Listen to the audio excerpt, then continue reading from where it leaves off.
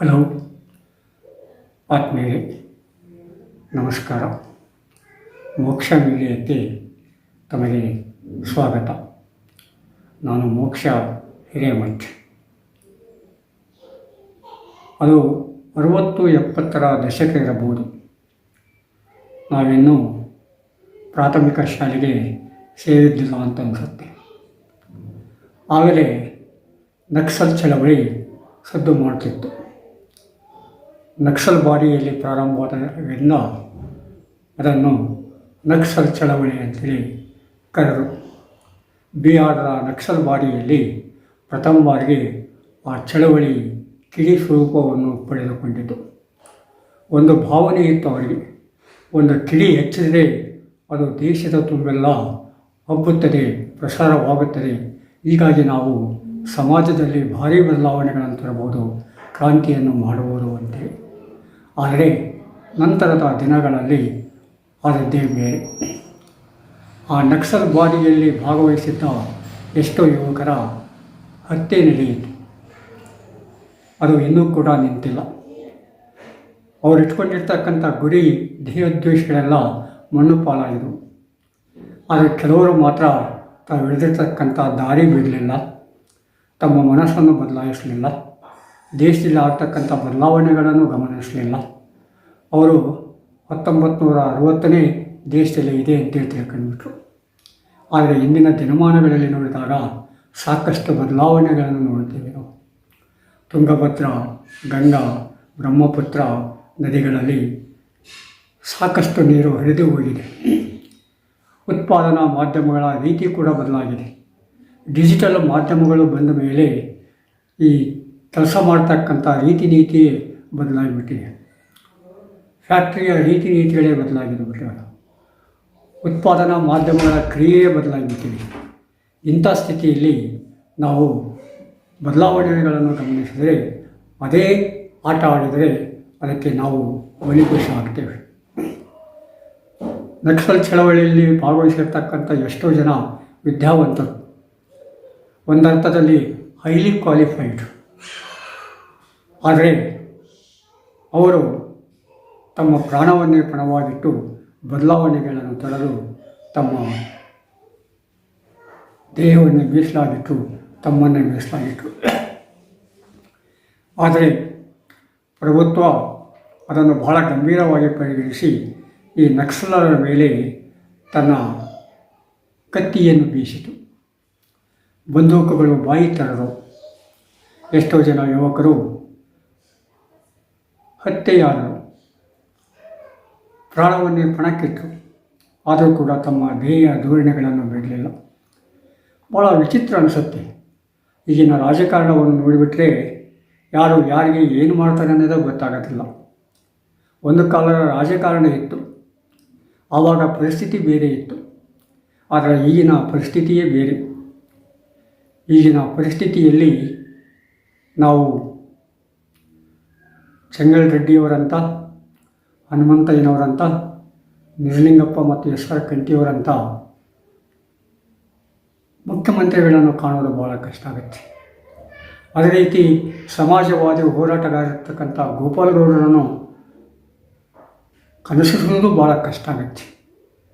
ರೈತ ಮುಖಂಡ, ರೈತ ಹೋರಾಟಗಾರ ನಂಜನಸ್ವಾಮಿ ಇದ್ರೇನು ಅಂತ ಅನಿಸ್ಬಿಡುತ್ತೆ. ಆ ಸ್ಥಿತಿಯಲ್ಲಿ ನಾವಿದ್ದೀವಿ. ಡಿಜಿಟಲ್ ಮಾಧ್ಯಮ ಬಹಳವಾಗಿ ಹರಿದಾಡಿದೆ, ಬಹಳವಾಗಿ ಬೆಳೆದಿದೆ. ಇವತ್ತು ಏನನ್ನು ನಾವು ಬಚ್ಚಿಡಲಿಕ್ಕೆ ಸಾಧ್ಯತೆ ಇಲ್ಲ ಅಂತ ಡಿಜಿಟಲ್ ಯುಗದಲ್ಲಿ ನಾವಿದ್ದೀವಿ. ಆ ಡಿಜಿಟಲ್ ಯುಗ ಉತ್ಪಾದನಾ ಪದ್ಧತಿಯನ್ನೇ ಬದಲಾವಣೆ ಮಾಡಿಬಿಟ್ಟಿದೆ. ಇಂಥ ಸ್ಥಿತಿಯಲ್ಲಿ ನಾವು ಯುಗತಾಯ ಮೌಲ್ಯ ಅದೇ ಹಿಂದಿನ ಕಥೆಯನ್ನು ಹೇಳ್ತಾ ಕುಂತರೆ ಯಾರೂ ನಂಬಲಿಕ್ಕೆ ಸಾಧ್ಯತೆ ಇಲ್ಲ. ಆ ಹಿನ್ನೆಲೆಯಲ್ಲಿ ಏನು ಮಾಡಬೇಕಾಗತ್ತೆ, ನಾವು ಈ ನಕ್ಸಲನ್ನು ನೋಡಬೇಕಾಗತ್ತೆ. ನಕ್ಸಲ್ ಹೋರಾಟವನ್ನು ತಿಳ್ಕೊಳ್ಳಿಕ್ಕೆ ಪ್ರಯತ್ನ ಪಡಬೇಕಾಗುತ್ತೆ. ನಕ್ಸಲರ ಧ್ಯೇಯ ಧೋರಣೆಗಳಿಗೆ ಯಾರೂ ಅಲ್ಲಗಳೆಯಲಿಲ್ಲ. ನಕ್ಸಲರ ಬದ್ಧತೆಯನ್ನು ಯಾರೂ ಪ್ರಶ್ನೆ ಮಾಡುವ ಹಾಗಿಲ್ಲ. ಆ ಬದ್ಧತೆ ಅವರಿಗೆ, ಅವರು ಒಂಥರ ಪರಿಶುದ್ಧ ಚಿನ್ನವಿದ್ದ ಹಾಗೆ, 24 ಕ್ಯಾರೆಟ್ ಚಿನ್ನವಿದ್ದ ಹಾಗೆ. ಅದು ಚಿನ್ನ ಇಡಲಿಕ್ಕೆ ಮಾತ್ರ ಉಪಯೋಗ ಆಗುತ್ತೆ ಹೊರತು ಆಭರಣ ಮಾಡಲಿಕ್ಕೆ ಉಪಯೋಗ ಆಗಲ್ಲ. 22 ಕ್ಯಾರೆಟ್ ಚಿನ್ನ ಆಗಲೇ ಇಲ್ಲ, ಈಗನೂ ಆಗ್ತಾ ಇಲ್ಲ. 22 ಕ್ಯಾರೆಟ್ ಚಿನ್ನ ಇದ್ದರೆ ಅದರ ಆಭರಣ ಮಾಡಿ ಅಲಂಕಾರ ಮಾಡಿಕೊಳ್ಳಬಹುದು, ಬೇರೆ ಬೇರೆ ಪದ್ಧತಿಗೆ ಉಪಯೋಗ ಮಾಡುವುದು. ಆದರೆ ಅವರು ಯಾವಾಗಲೂ ಪರಿಶುದ್ಧ ಚಿನ್ನರಾಗಿಯೇ ಉಳಿಬಿಟ್ರು. ಅದೇ ಒಂದು ಸಮಸ್ಯೆ ಆಯಿತು.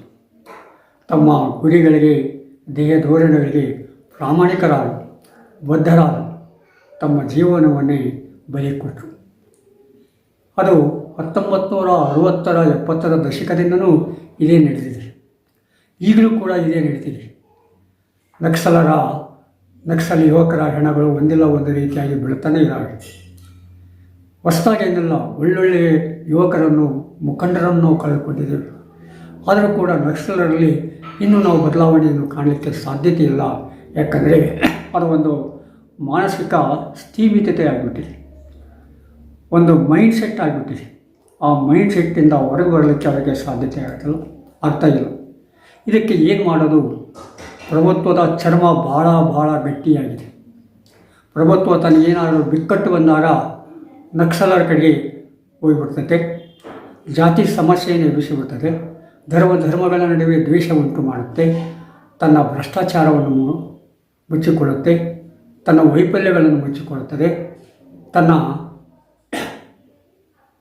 ಅಧಿಕಾರದ ಮುಂದುವರಿಕೆಯನ್ನು ಮಾಡ್ತದೆ. ಪ್ರಭುತ್ವದ ಗಟ್ಟಿ ಚರ್ಮ ಭಾಳ ವಿಚಿತ್ರವಾದದ್ದು.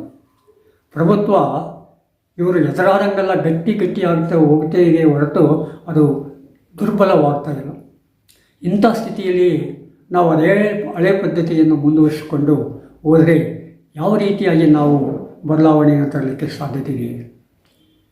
ನಮ್ಮ ಪ್ರಾಣಗಳನ್ನು ಕಳ್ಕೊಳ್ಬೋದು. ನಾವು ಒಂದು ವೀರರಾಗ್ಬೋದು ಜನರ ಮುಂದೆ. ಆದರೆ ವೀರರಾಗಬೇಕಾದ್ರೆ ನಮ್ಮ ಪ್ರಾಣ ಕಳ್ಕೊಳ್ಬೇಕಾ? ಬೇರೆ ದಾರಿಗಳಿಲ್ವಾ? ಎಷ್ಟೋ ಯುವಕರು ಮನೆ ಮಠ ತೊರೆದು ಅನೇಕ ತೊಂದರೆಗಳನ್ನು ಅನುಭವಿಸಿದ್ದಾರೆ. ಕಾಡು ನಾಡು ಸೀಮೆಗಳೆಲ್ಲ ದಾಳಿಬಿಟ್ಟಿದ್ದಾರೆ. ಒಪ್ಪತ್ತಿನ ಊಟಕ್ಕೆ ಗತಿ ಇಲ್ಲದ ಕೂಡ ತಮ್ಮ ದೇಹ ಧೋರಣೆಗೆ ಬದ್ಧರಾಗಿದ್ದಾರೆ. ಅಂಥವರ ವಿರುದ್ಧ ಪ್ರಭುತ್ವ ಬಂದೂಕದ ನಳೆಯಕೆಯನ್ನು ಗುರಿ ಮಾಡ್ತಾ ಇದೆ. ಬಂದೂಕದ ಕೋವಿಯನ್ನು ಹೊರಗಿಡ್ತಾ ಇದೆ. ಬಂದೂಕದ ಕೋವಿಯನ್ನು ಉಪಯೋಗ ಮಾಡ್ತಾ ಇದೆ. ವಿಶೇಷವಾಗಿ ಕರ್ನಾಟಕದಲ್ಲಿ ಈ ನಳಿಕೆ ಬೇರೆ ಬೇರೆ ರೀತಿಯಾಗಿ ಉಪಯೋಗ ಆಗ್ತಾಯಿದೆ. ಈ ಪ್ರಭುತ್ವದಲ್ಲಿ, ಈ ಆಡಳಿತದಲ್ಲಿ ಎಷ್ಟೋ ಜನ ಹೋರಾಟಗಾರರನ್ನು ಕಳ್ಕೊಂಡಿದ್ದೇವೆ, ಸಂಶೋಧಕರನ್ನು ಕಳ್ಕೊಂಡಿದ್ದೇವೆ, ಒಳ್ಳೆಯ ಆಡಳಿತಗಾರರನ್ನು ಕಳ್ಕೊಂಡಿದ್ದೇವೆ, ಒಳ್ಳೆಯ ಮನಸ್ಸಿನ ಯುವಕರನ್ನು ಕೂಡ ಕಳ್ಕೊಂಡಿದ್ದೇವೆ. ಆದರೂ ಕೂಡ ಈ ಪ್ರಭುತ್ವ ಅದಕ್ಕೆ ಯಾವುದೇ ರೀತಿಯನ್ನು ಕಿಮ್ಮತ್ತನ್ನು ಕೊಡ್ತಾ ಇಲ್ಲ. ಒಂದು ವೇಳೆ ಒಂದು ಟೀಮ್ ಮಾಡಿ ಅದನ್ನು ಕಂಡುಹಿಡಲಿಕ್ಕೆ ನೇಮಿಸಿದರೆ ಆ ಕಂಡುಹಿಡಿದಿರ್ತಕ್ಕಂಥ ವ್ಯಕ್ತಿಗಳು ಏನಿದಲ್ಲ ಅವರು ಜೈಲಿಗೆ ಹಾಕಿ ಹೊರಗೆ ಬಂದುಬಿಟ್ರೆ ಅದನ್ನು ವಿಜೃಂಭಿಸಿರ್ತಕ್ಕಂಥ ಕೆಲವು ಮೀಡಿಯಾಗಳು ಕೂಡ ನಮ್ಮಲ್ಲಿವೆ. ಮೊನ್ನೆ ಈ ಗೌರಿ ಲಂಕೇಶ್ ಹತ್ಯೆಯಾಗಿರ್ತಕ್ಕಂಥ ವ್ಯಕ್ತಿಗಳು ಹೊರಗೆ ಬಂದಾಗ ಅವರನ್ನು ಹೋಗಿ ಭೇಟಿಯಾಗಿ ಬಂದರು.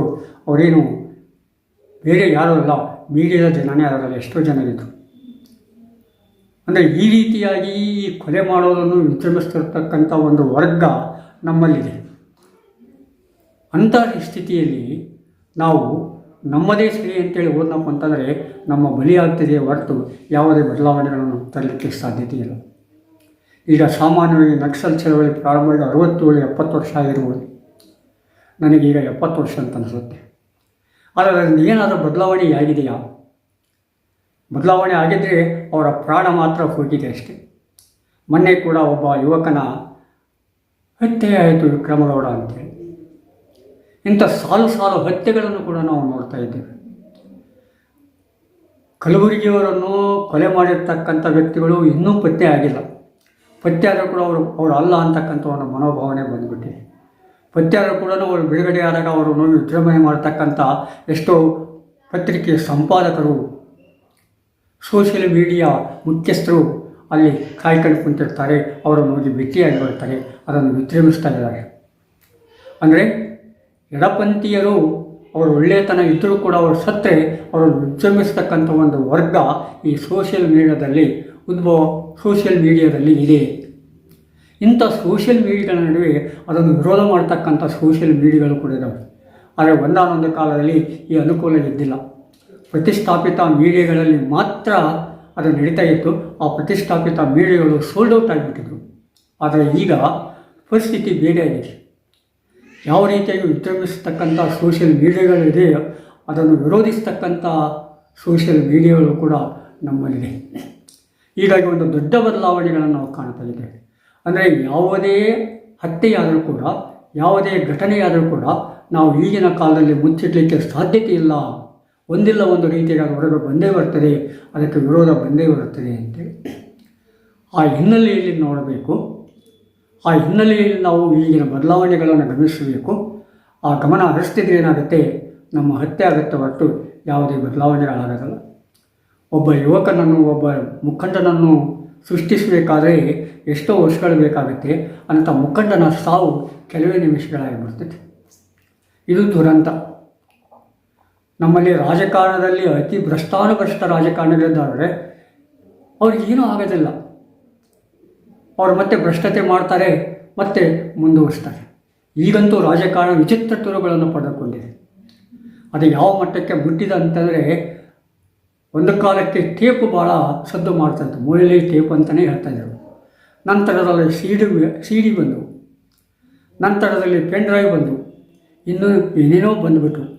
ಈಗ ಅದನ್ನು ಮೀರಿ ಏನಾಗಿದೆ, ಈ HIV ಬಂದುಬಿಟ್ಟಿದೆ. ಅಂದರೆ ತಮಗೆ ಬೇಕಾಗಿದೆ ಇರತಕ್ಕಂಥ ಮುಖಂಡರಿಗೆ HIV ಇಂಜೆಕ್ಟ್ ಮಾಡೋದ್ರ ಮೂಲಕ ಅವರನ್ನು ಸರ್ವನಾಶ ಮಾಡ್ತಕ್ಕಂಥ ಒಂದು ಸ್ಥಿತಿ ಕರ್ನಾಟಕದ ರಾಜಕಾರಣದಲ್ಲಿ ಉಂಟಾಗಿಬಿಟ್ಟಿದೆ. ಇವನ್ ಅಜಾತಶತ್ರುಗಳಾಗಿರ್ತಕ್ಕಂಥ ಮುಖಂಡರ ಮೇಲೂ ಕೂಡ ಅವರು ಇಂಜೆಕ್ಟ್ ಮಾಡಲಿಕ್ಕೆ ಪ್ರಯತ್ನ ಪಡ್ತಾ ಇದ್ದಾರೆ ಅಂತಂದರೆ ಯಾವ ರೀತಿಯ ಮಟ್ಟ ರಾಜಕಾರಣದಲ್ಲಿದೆ ಅಂತೇಳಿ ನಾವು ಚಿಂತಿಸಬೇಕಾಗಿದೆ. ಅದನ್ನು ನೆನಪಿಸ್ಕೊಂಡ್ಬಿಟ್ರೆ ಮೈಯೆಲ್ಲ ಜುಮ್ ಅನಿಸುತ್ತೆ. ಇಂಥ ಸ್ಥಿತಿಯಲ್ಲಿ ಹೇಗಪ್ಪ ಮಾತಾಡೋದು, ಹೇಗಪ್ಪ ಅಭಿವ್ಯಕ್ತಿಯನ್ನು ಮಾಡಿಕೊಳ್ಳೋದು, ಯಾವ ರೀತಿ ವರ್ತನೆ ಮಾಡಬೇಕು, ರಾಜಕಾರಣ ಈ ರೀತಿ ಬಂದುಬಿಟ್ರೆ ಹೇಗೆ? ಗಾಂಧಿಯಂಥ ರಾಜಕಾರಣಿ ಎಲ್ಲಿ? ಈ ಭ್ರಷ್ಟ ರಾಜಕಾರಣಿಗಳು ಎಲ್ಲಿ? ಈಗ ರಾಜಕಾರಣದಲ್ಲಿರುವವರು ದುಡಿದ ದುಡ್ಡನ್ನು ಉಳಿಸ್ಕೊಳ್ಳಿಕ್ಕೆ ಅಥವಾ ದುಡ್ಡು ಮಾಡಲಿಕ್ಕೆ ಅದಕ್ಕೆ ಏನು ಬೇಕು ಅವನ್ನೆಲ್ಲ ಮಾಡ್ತಾಯಿದ್ದಾರೆ. ಅದಕ್ಕೆ ಚುನಾವಣೆಯ ನೆಪ ತೋರಿಸ್ತಾ ಇದ್ದಾರೆ, ಏನೇನೋ ಮಾಡ್ತಾ ಇದ್ದಾರೆ. ಈ ರೀತಿಯಾಗಿರುವಾಗ ನಾವು ಈ ಪರಿಸ್ಥಿತಿಯನ್ನು ಸರಿಯಾಗಿ ಅರ್ಥ ಮಾಡಿಕೊಳ್ಬೇಕಾಗತ್ತೆ. ಅರ್ಥ ಮಾಡಿಕೊಂಡು ಮುಂದಡಿಟ್ಟಾಗಿ ಏನಾಗುತ್ತದೆ, ನಾವು ಏನಾದರೂ ಒಂದು ಬದಲಾವಣೆಯನ್ನು ತರಲಿಕ್ಕೆ ಸಾಧ್ಯತೆ ಇದೆ. ಇಲ್ಲದಿದ್ದರೆ ಯಾವುದೇ ಸಾಧನೆ ಇಲ್ಲದೆ ಪ್ರಾಣವನ್ನು ಪಣಕ್ಕಿಡಬೇಕಾಗ್ತದೆ. ಎಷ್ಟೋ ಜನ ಯುವಕರು, ಮುಖಂಡರು ಹತ್ಯೆಯಾದರು. ನಾವು 60-19ರ ದಶಕದಿಂದಲೂ ನೋಡ್ತಾ ಇದ್ದೀವಿ. ಇಲ್ಲಿವರೆಗೂ ಕೂಡ ಸಾಕಷ್ಟು ಹತ್ಯೆಗಳಾಗಿದ್ದಾವೆ. ಅದರಲ್ಲಿ ಎಷ್ಟೋ ಜನ ಯುವಕರು, ಯುವತಿಯರು ಹತ್ಯೆಯಾಗಿ ಜೈಲಿನಲ್ಲಿ ಕೊಳ್ತಾ ಇದ್ದಾರೆ. ಸರ್ಕಾರ ಏನು ಹೇಳಿಬಿಟ್ಟು ಶರಣಾಗತರಾದ ನಾವು ಎಲ್ಲವನ್ನೂ ಕೊಡ್ತಾ ಇದ್ದೀವಿ ಅಂತೇಳಿ. ಆದರೆ ಶರಣಾಗತಿ ಯಾರವರನ್ನು ಬರೀ ಕೋಟಿಗೆಳೆದಾಡದೆ ಆಯ್ತು ಹೊರತು ಅವರಿಗೆ ಯಾವುದೇ ಸೌಲಭ್ಯಗಳು ಸಿಗಲಿಲ್ಲ. ಸಮಾಜ ಅವರನ್ನು ಸ್ವೀಕರಿಸಲಿಕ್ಕೆ ತಯಾರಿದ್ದರೂ ಕೂಡ ಸರ್ಕಾರ ಅವರಿಗೆ ಸರಿಯಾದ ಸೌಲಭ್ಯವನ್ನು ಕೊಡಲಿಲ್ಲ. ಎಷ್ಟೋ ಜನರನ್ನು ಜೈಲಿಗೆ ಹಾಕಿ ಬರೀ ಕೋರ್ಟಿಗೆ ಅಲಿಯುವಾಗ ಮಾಡಿದರೆ ಹೊರತು ಅವರಿಗೆ ಯಾವ ಸೌಲಭ್ಯಗಳನ್ನು ಕೊಡದೆ ಮತ್ತು ಮುಖ್ಯವಾಹಿನಿಗೆ ತರದೆ ಅವರನ್ನು ಅಲ್ಲೇ ಇಡಲಿಕ್ಕೆ ಪ್ರಯತ್ನ ಪಟ್ಟರು. ಅಂದರೆ ಈ ರೀತಿಯಾಗಿ ಪ್ರಭುತ್ವ ಇರುವಾಗ ಇದನ್ನು ಸರಿಯಾಗಿ ಅರ್ಥ ಮಾಡಿಕೊಂಡು ನಾವು ಮುಖ್ಯವಾಹಿನಿಯಲ್ಲಿ ಒಂದಾಗಿ ಹೋಗಿ ಬದಲಾವಣೆಯನ್ನು ತರಲಿಕ್ಕೆ ಪ್ರಯತ್ನ ಪಡಬೇಕಾಗ್ತದೆ. ಆ ಮುಖ್ಯವಾಹಿನಿಗೆ ಬರಲಾರದೆ ನಾವು ನಮ್ಮದೇ ರೀತಿಯಲ್ಲಿ ಹೋಗಿಬಿಟ್ರೆ ನಾವು ಬಲಿಯಾಗ್ತೇವೆ ಹೊರತು ಅದರಿಂದ ಬದಲಾವಣೆ ತರೋಕ್ಕಾಗಲ್ಲ. ಅದರಿಂದ ಯಾವುದೇ ಸಾಧನೆಯನ್ನು ಮಾಡಲಿಕ್ಕೆ ಸಾಧ್ಯತೆ ಆಗಲ್ಲ. ಭಾಳ ಅಂದರೆ ವೀರರಾಗ್ಬೋದು, ಶೂರರಾಗ್ಬೋದು, 24 ಕ್ಯಾರೆಟ್ ಚಿನ್ನ ಆಗ್ಬೋದು, ಇಷ್ಟೇ ಆಗಲಿಕ್ಕೆ ಆಗ್ತದೆ ಹೊರತು ಏನೇ ಬದಲಾವಣೆಗಳನ್ನು, ಯಾವುದೇ ರೀತಿಯ ರೀತಿ ನೀತಿಗಳನ್ನು ಬದಲಾವಣೆ ಮಾಡಲಿಕ್ಕೆ ಸಾಧ್ಯತೆ ಇಲ್ಲ. ಈಗಂತೂ ಅಭ್ಯಾಸ ಮಾಡಲಿಕ್ಕೆ, ಸಂಶೋಧನೆ ಮಾಡಲಿಕ್ಕೆ ಸಾಕಷ್ಟು ಕ್ಷೇತ್ರಗಳಿವೆ. ಡಿಜಿಟಲ್ ಮಾಧ್ಯಮ ಬಂದ ಮೇಲೆ ಈ ಉತ್ಪಾದನಾ ರೀತಿ ನೀತಿಗಳು, ಉತ್ಪಾದನಾ ಸಲಕರಣೆಗಳು ಬೇರೆ ಬೇರೆ ಆಗಿಬಿಟ್ಟಿದ್ದವು. ನಾವು ಕಾರವಾರಸ್ಥನ ಮಿಗುತಾಯ ಮೌಲ್ಯವನ್ನು ಹೇಳ್ತಾ ಕುಳಿತುಬಿಟ್ರೆ ಜನ ನೋಡಿ ನಗ್ತಕ್ಕಂಥ ಒಂದು ಸ್ಥಿತಿ ಇದೆ. ಆ ಮಿಗುತಾಯ ಮೌಲ್ಯ ಯಾವ ರೀತಿಯಾಗಿ ಕೆಲಸ ಮಾಡ್ತಾಯಿದೆ, ಇನ್ನು ಯಾವ ಮಟ್ಟಕ್ಕೆ ಹೋಗಿದೆ, ಯಾವ ರೀತಿಯಾಗಿ ಉತ್ಪಾದನಾ ಸಲಕರಣೆಗಳು ಮತ್ತು ಉತ್ಪಾದನಾ ಮಾಧ್ಯಮಗಳು ಕೆಲಸ ಮಾಡ್ತವೆ, ಯಾವ ರೀತಿಯಾಗಿ ಈ ವರ್ಕರ್ ಫೋರ್ಸ್ ಎಲ್ಲಿದೆ, ಯಾವ ವರ್ಕರ್ ಫೋರ್ಸ್ ಇದೆ ಅನ್ನೋದನ್ನು ಸರಿಯಾಗಿ ಅಭ್ಯಾಸ ಮಾಡಬೇಕಾಗಿದೆ, ಸರಿಯಾಗಿ ಸಂಶೋಧನೆ ಮಾಡಬೇಕಾಗಿದೆ. ಆ ಮಾಡ್ತಾನೆ ಮುಖ್ಯವಾಹಿನಿಯ ಜೊತೆಗೂಡಿ ಹೋರಾಟ ಕಟ್ಟಿದಾಗ ಒಂದು ರೀತಿಯ ಬದಲಾವಣೆಗಳನ್ನು ನಾವು ದೇಶದಲ್ಲಿ ತರಲಿಕ್ಕೆ ಸಾಧ್ಯತೆ ಇದೆ. ಇಲ್ಲದ್ರೆ ಹೋರಾಟ ಅಂತೇಳಿ ಹೊರಟು ಹೋಗೋದಾಗುತ್ತದೆ ಹೊರತು ನಾವು ಏನನ್ನು ಸಾಧನೆ ಮಾಡಲಿಕ್ಕೆ ಸಾಧ್ಯತೆ ಇಲ್ಲ. ಈ ನಕ್ಸಲ್ವಾದಿ ಚಳವಳಿ ಇದನ್ನು ಮಾತಿಗೂ ಹೆಜ್ಜೆಗೂ ತೋರಿಸಿಕೊಡ್ತಾ ಇದೆ. ನಮಗೆ ಬಹಳ ಕೆಟ್ಟ ಅನಿಸುತ್ತೆ. ಯಾಕಂದರೆ ಈ ಪ್ರಾಮಾಣಿಕ ಯುವಕರೆಲ್ಲ ಈ ರೀತಿಯಾಗಿ ಸಾಯ್ತಾ ಇದ್ದಾರಲ್ಲ, ಯಾರು ಸಾಯಬೇಕಾಗಿತ್ತೋ ಅವ್ರು ಬದುಕ್ತಾ ಇದ್ದಾರೆ, ಯಾರು ಬದುಕಬೇಕಾಗಿತ್ತೋ ಅವ್ರು ಸಾಯ್ತಾ ಇದ್ದಾರೆ. ಈ ಭ್ರಷ್ಟ ರಾಜಕಾರಣಿಗಳು ಸಾಯಬೇಕಾಗಿತ್ತು, ಭ್ರಷ್ಟ ವ್ಯಕ್ತಿಗಳು ಸಾಯಬೇಕಾಗಿತ್ತು, ಅಪ್ರಾಮಾಣಿಕ ವ್ಯಕ್ತಿಗಳು ಸಾಯಬೇಕಾಗಿತ್ತು. ಆದರೆ ಅವರು ಇವತ್ತು ಸಮಾಜದಲ್ಲಿ ತಲೆ ಎತ್ತಿ ತಿರುಗಾಡ್ಕೊಳ್ತಾರೆ. ಯಾವ ಗನ್ನುಗಳು ಯಾರ ವಿರುದ್ಧ ಹೋಗಬೇಕಾಗಿತ್ತೋ ಅವರನ್ನು ಬಿಟ್ಟು ಯಾರ ವಿರುದ್ಧ ಹೋಗಬಾರ್ದು ಅವರ ವಿರುದ್ಧ ಹೋಗ್ತಾ ಇದ್ದಾರೆ. ಯಾಕಂದರೆ ಪ್ರಭುತ್ವ ಗಟ್ಟಿಯಾಗಿಬಿಟ್ಟಿದೆ. ಆ ಪ್ರಭುತ್ವನ ಛಿದ್ರ ಮಾಡಬೇಕಾದ್ರೆ ನಾವು ಮುಖ್ಯವಾಹಿನಿಯಲ್ಲಿ ಬಂದು ಒಂದು ಪ್ರಭುತ್ವ ವಿರೋಧಿ ಶಕ್ತಿಯನ್ನು, ಗಟ್ಟಿಯಾದ ಶಕ್ತಿಯನ್ನು ನಿರ್ಮಾಣ ಮಾಡಿದರೆ ಒಂದು ಹಂತಕ್ಕೆ ನಾವು ಸಫಲತೆಯನ್ನು ಪಡೆಯಬಹುದು. ಅಂದರೆ ಅದು ಇಲ್ಲಿನ ಸ್ಥಿತಿಗತಿಗಳನ್ನು ಅರ್ಥ ಮಾಡಿಕೊಂಡು ಪಡೆಯಬೇಕಾಗ್ತದೆ. ಇಲ್ಲೂ ರಷ್ಯಾದ್ದಾಗಲಿ, ಚೈನಾದ್ದಾಗಲಿ, ಇನ್ನು ಯಾವುದೋ ದೇಶದ್ದಾಗಲಿ ನಾವು ಕಾಪಿ ಮಾಡಲಿಕ್ಕೆ ಸಾಧ್ಯತೆ ಇಲ್ಲ. ಭಾರತಕ್ಕೆ ತನ್ನದಾದ ಇತಿಮಿತಿದೆ, ತನ್ನದಾದ ಸ್ವಂತಿಕೆ ಇದೆ, ತನ್ನದಾದ ಅಸ್ತಿತ್ವ ಇದೆ, ತನ್ನದಾದ ಇತಿಹಾಸ ಇದೆ, ತನ್ನದಾದ ಸಂಸ್ಕೃತಿ ಇದೆ, ತನ್ನದಾದ ತತ್ವಶಾಸ್ತ್ರ ಇದೆ, ತನ್ನತನ ಉಳಿಸ್ಕೊಂಡಿರ್ತಕ್ಕಂಥ ಧರ್ಮಗಳಿದ್ದಾವೆ. ಇವುಗಳನ್ನೆಲ್ಲ ಅರ್ಥ ಮಾಡಿಕೊಂಡಾಗ ಮಾತ್ರ ಏನಾಗುತ್ತೆ, ನಾವು ಬದಲಾವಣೆಗಳನ್ನು ತರಬೇಕಾಗಿದೆ. ತನ್ನದಾದ ಸಂಸ್ಕೃತಿ ಕೂಡ ಇದೆ. ಆದರೆ ಇದನ್ನೆಲ್ಲ ಬಿಟ್ಟು ನಾವು ಯಾವುದೋ ಒಂದು ಸಂಸ್ಕೃತಿಯನ್ನು ಏನೋ ದುಡ್ಡು ಬರ್ತದೆ ಅಂತೇಳಿ ಅಳವಡಿಸಿಕೊಂಡು ಅದನ್ನು ಹೋಗ್ಬಿಟ್ರೆ ಆ ಸಂಸ್ಕೃತಿಯ ಇನ್ನೊಂದು ಸಂಸ್ಕೃತಿ ನಾಶ ಮಾಡ್ತದೆ ಹೊರತು ಈ ದೇಶವನ್ನು ಕಟ್ಟಲಿಕ್ಕೆ ಸಾಧ್ಯತೆ ಇಲ್ಲ. ಯಾಕಂದರೆ ಎಷ್ಟೋ ಸಲ ಮತಾಂತರವಾದಾಗ ಆ ಮತಾಂತರ ಆಗಿರ್ತಕ್ಕಂಥ ವ್ಯಕ್ತಿಗಳೇ ಜಾತಿ ದ್ವೇಷಕ್ಕೆ, ಜಾತಿ ಕೆಲಸಕ್ಕೆ ತಮ್ಮನ್ನು ಬೇರೆ ರೀತಿಯಾಗಿ ಒಪ್ಪಿಸಿಕೊಂಡು ಜಾತಿ ನಡುವೆ ಜಗಳ ಹಚ್ಚಿ ಬೆಂಕಿ ಹಚ್ತಾರೆ. ಇತ್ತಿನ ದಿನಗಳಲ್ಲಿ ನಾವು ನೋಡ್ತಾ ಇದ್ದೇವೆ. ಅದು ಕಲ್ಯಾಣ ಕರ್ನಾಟಕ ಇರ್ಬೋದು, ಉತ್ತರ ಕರ್ನಾಟಕ ಇರ್ಬೋದು, ಆಮೇಲೆ ಈ ಮೈಸೂರು ಕರ್ನಾಟಕ, ಇನ್ನಿತರ ಮಧ್ಯ ಕರ್ನಾಟಕ ಯಾವುದೇ ಇರ್ಬೋದು, ಅದಕ್ಕೆ ಬೇರೆ ರೂಪ ಕೊಡ್ತಾ ಇದೆ. ಆದರೆ ಕಲ್ಯಾಣ ಕರ್ನಾಟಕ ಮತ್ತು ಉತ್ತರ ಕರ್ನಾಟಕಕ್ಕೆ ಹೋಲಿಕೆ ಮಾಡಿದಾಗ ಅಲ್ಲಿ ಆ್ಯಕ್ಚುಲಿ ಆ ಥರನಾದ ಜಾತಿ ದ್ವೇಷ ಇಲ್ಲ, ಜನರ ನಡುವೆ ಹೊಂದಾಣಿಕೆ ಇದೆ. ಆದರೆ ಮತಾಂತರ ಬಂದಿರತಕ್ಕಂಥ ವ್ಯಕ್ತಿಗಳ ಒಂದು ಕುಮ್ಮಕ್ಕಿನಿಂದ ಜಾತಿ ದ್ವೇಷ ಹೆಚ್ಚಿ ಮತ್ತಿಷ್ಟು ಮತಾಂತರವನ್ನು ಮಾಡಿಸುವುದು ಅಲ್ಲಿ ಒಂದು ತಂತ್ರ ಆಗಿರ್ತದೆ. ಈ ತಂತ್ರವನ್ನು ಇತ್ತೀಚಿನ ದಿನಗಳನ್ನು ನೋಡ್ತಾ ಇದ್ದೇವೆ. ನೀವು ಈ ಕೊಪ್ಪಳ ಕಡೆಗೆ, ಗಂಗಾವತಿ ಕಡೆಗೆ, ಈ ಸಿಂಧನೂರು, ರಾಯಚೂರು ಕಡೆಗೆ ಮತ್ತು ಗುಲ್ಬರ್ಗ ಕಡೆಗೆ ಹೋಗಿಬಿಟ್ರೆ ನಿಮಗೆಲ್ಲ ಸ್ಪಷ್ಟವಾಗಿ ಅರ್ಥ ಆಗುತ್ತೆ. ಆದರೆ ಅಲ್ಲಿ ಜನರ ನಡುವೆ ಸಾಮರಸ್ಯತೆ, ಜನರ ನಡುವೆ ಹೊಂದಾಣಿಕೆ ಇದೆ. ಆ ಹೊಂದಾಣಿಕೆಯನ್ನು ಕೆಡಿಸ್ತಕ್ಕಂಥ ಈ ಮತಾಂತರ ಬಂದಿರತಕ್ಕಂಥ ವ್ಯಕ್ತಿಗಳು. ಯಾಕಂದರೆ ಅವ್ರ ಹತ್ರ ಎಲ್ಲೋ ದುಡ್ಡು ಬರ್ತದೆ, ಎಲ್ಲೋ ಕೈಯಾಗಿರ್ತದೆ, ಯಾರೋ ಮಾತು ಕೇಳ್ತಾರೆ, ಜಗಳ ಹಚ್ತಾರೆ, ಅದನ್ನು ತಮ್ಮ ಬೇಳೆ ಬೇಯಿಸ್ಕೊಳ್ತಾರೆ. ಆ ರೀತಿಯಾಗಿ ನಡೆದುಬಿಟ್ಟಿದೆ. ದಕ್ಷಿಣ ಕರ್ನಾಟಕದಲ್ಲಿರ್ತಕ್ಕಂಥ ಒಂದು ವಾತಾವರಣ ಉತ್ತರ ಕರ್ನಾಟಕದಲ್ಲಿ, ಕಲ್ಯಾಣ ಕರ್ನಾಟಕದಲ್ಲಿ ಆಗಲೇ ಇಲ್ಲ. ದಕ್ಷಿಣ ಕರ್ನಾಟಕದಲ್ಲಿ ಎಷ್ಟೋ ಮೂಢನಂಬಿಕೆಗಳಿದ್ದಾವೆ, ಎಷ್ಟೋ ಆಚರಣೆಗಳಿದ್ದಾವೆ, ಎಷ್ಟೋ ವಿಚಿತ್ರವಾದ ಪದ್ಧತಿಗಳಿದ್ದಾವೆ. ಅಂಥ ವಿಚಿತ್ರ ಪದ್ಧತಿ ಆಚರಣೆಗಳು ಉತ್ತರ ಕರ್ನಾಟಕದಲ್ಲಾಗಲಿ ಕಲ್ಯಾಣ ಕರ್ನಾಟಕದಲ್ಲಿ ಇಲ್ಲ ಅಂತೇಳಿ ಕೈ ಎತ್ತಿ ಹೇಳ್ಬೋದು. ಆದರೆ ನಮ್ಮ ಸೋಷಿಯಲ್ ಮೀಡಿಯಾದಲ್ಲಿ ಏನು ಮಾಡ್ತಾ ಇದ್ದಾವೆ, ಅಲ್ಲಿ ಹಾಗೆ ಇದೆ, ಇಲ್ಲಿ ಹೀಗೆ ಇದೆ ಅಂತೇಳಿ ಹೇಳ್ತಾ ಈ ದಕ್ಷಿಣ ಕರ್ನಾಟಕದ ಉಳುಕುಗಳನ್ನು ಮುಚ್ಚಿಡ್ತಾ ಇದ್ದಾವೆ. ಇದು ಒಂದು ನಮೂನೆ ತಂತ್ರನೇ, ಪ್ರಭುತ್ವದ ತಂತ್ರನೇ. ಯಾಕಂದರೆ ಈ ಸೋಷಿಯಲ್ ಮೀಡಿಯಾಗಳ ಮುಖ್ಯವಾಹಿನಿಯಲ್ಲಿರ್ತಕ್ಕಂಥ ವ್ಯಕ್ತಿಗಳು ಭಾಳ ವಿಚಿತ್ರ ವ್ಯವಸ್ಥೆಯಿಂದ, ವಿಚಿತ್ರ ಸಾಮಾಜಿಕ ರೀತಿ ನೀತಿಗಳಿಂದ ಬಂದಿರತಕ್ಕಂಥದ್ದು. ಅವರಿಗೆ ಅದೇ ಮುಖ್ಯವಾಗ್ತದೆ ಹೊರತು ಬೇರೆ ಏನಲ್ಲ. ಒಂದು ಪ್ರಾಂತವನ್ನು ಎತ್ತಿಕಟ್ಟಿ ಇನ್ನೊಂದು ಪ್ರಾಂತವನ್ನು ಕೆಳಗೆ ಮಾಡುವುದು, ಇದನ್ನು ಸ್ಪಷ್ಟವಾಗಿ ಅರ್ಥ ಮಾಡಿಕೊಳ್ಳಬೇಕಾಗಿದೆ. ಇದನ್ನು ಅರ್ಥ ಮಾಡಿಕೊಳ್ಳಾದರೆ ನಾವು ಬರೀ ಹೋರಾಟ ಅಂತೇಳಿ ಹೋಗ್ಬಿಟ್ರೆ ನಮ್ಮ ಪ್ರಾಣ ಹೋಗ್ತದೆ ಹೊರತು ಬದಲಾವಣೆ ಏನೂ ಆಗೋದಿಲ್ಲ. ನಾನು ನಕ್ಸಲ್ ಮುಖಂಡರಿಗೆ, ನಕ್ಸಲ್ ಚಳವಳಿಗಾರರಿಗೆ ನಿಮ್ಮ ಮೈಂಡ್ಸೆಟ್ಟನ್ನು ಚೇಂಜ್ ಮಾಡಿಕೊಳ್ಳಿ ಅಂತೇಳಿ ಹೇಳ್ಬೋದು. ಮತ್ತು ಅದಕ್ಕಿಂತ ಹೆಚ್ಚಿಗೆ ಏನು ಹೇಳಲಿಕ್ಕಾಗೋದಿಲ್ಲ. ಯಾಕಂದರೆ ಇಲ್ಲಿ ನಡೆದಿರುವ ಸಂಭವಿಸುವ ಘಟನೆಗಳನ್ನ ನೋಡಿಬಿಟ್ರೆ ಭಾಳ ಕೆಟ್ಟ ಅನಿಸುತ್ತೆ, ಭಾಳ ವಿಚಿತ್ರ ಅನಿಸುತ್ತೆ.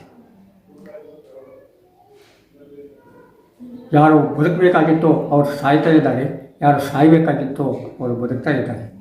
ಅದು ನಮ್ಮ ಪ್ರಭುತ್ವದ ಒಂದು ವೈರುಧ್ಯ. ಈ ವೈರುಧ್ಯದ ಹೊರಗೆ ಬರಬೇಕಾದ್ರೆ ನಾವೇನು ಮಾಡಬೇಕಾಗತ್ತೆ, ನಾವು ನಮ್ಮ ಮೈಂಡ್ಸೆಟ್ಟನ್ನು ಚೇಂಜ್ ಮಾಡಬೇಕಾಗಿದೆ. ನಮ್ಮ ಹೋರಾಟದ ರೀತಿ ನೀತಿಗಳನ್ನು ಚೇಂಜ್ ಮಾಡಬೇಕಾಗಿದೆ. ನಮ್ಮ ಅಭ್ಯಾಸದ ರೀತಿ ನೀತಿಗಳನ್ನು ಕೂಡ ನಾವು ಬದಲಾಯಿಸಿಕೊಳ್ಬೇಕಾಗಿದೆ. ಇಲ್ಲದ್ರೆ ಆಡಿದ್ದಾಡು ಕಿಸ್ವಾಯಿ ದಾಸ ಅಂತೇಳಿ ಅಲ್ಲೇ ಕೊಡಬೇಕಾಗತ್ತೆ, ಅದನ್ನೇ ಮಾಡಬೇಕಾಗ್ತದೆ. ಆತ್ಮೀಯರೇ, ಈ ದಿಕ್ಕಿನತ್ತ ನಾವು ಯೋಚಿಸೋಣ. ಮತ್ತು ಸಮೃದ್ಧ ಭಾರತಕ್ಕೆ, ನೈತಿಕ ರಾಜಕಾರಣಕ್ಕೆ ಅಡಿಗಲ್ಲಿಡೋಣ ಅಂಥೇಳಿ ಈ ಸಂದರ್ಭದಲ್ಲಿ ನಾನು ನನ್ನ ಮಾತುಗಳನ್ನು ಹೇಳಬೇಕಾಗಿದೆ. ಆತ್ಮೀಯರೇ, ಸಬ್ಸ್ಕ್ರೈಬ್ ಆಗಿ, ಶೇರ್ ಮಾಡಿ. ಮತ್ತು ಮುಂದಿನ ಸಂಚಿಕೆಯಲ್ಲಿ ನಾವು ನೀವು ಮುಖಾಮುಖಿಯಾಗೋಣ. ನಮಸ್ಕಾರ.